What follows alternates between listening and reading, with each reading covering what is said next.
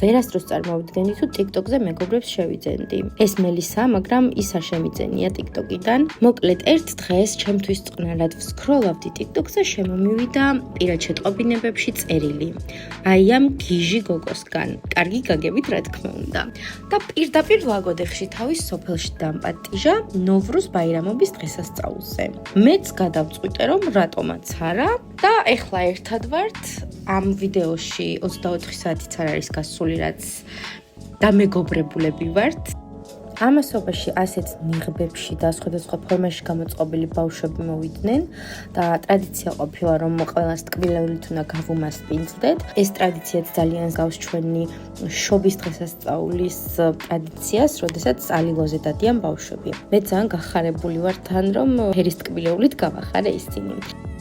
ასევე შევღებეთ კვერცხები, ისევე როგორც ჩვენ აღდგომაზე ვღებავთ ხოლმე, გამოვიყენეთ ქინძი, შესაღებად ხახვი და რა თქმა უნდა ენდრო.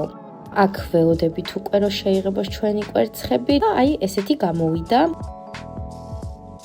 ეს გახლავთ ჩემი სახელის ინიციალი. ჯეჯილით გავაფორმეთ ასე. რატომღაც ჩავთვალე, რომ ძალიან სიღრმისეულ კადრს ვიღებდი ქათმითა და კვერცხით. და მოკლედ, თუ გაინტერესებთ, რატოც ეკავს პატარძლის ფორმაში მამრობითი სქესის ადამიანი, გამომიწერეთ.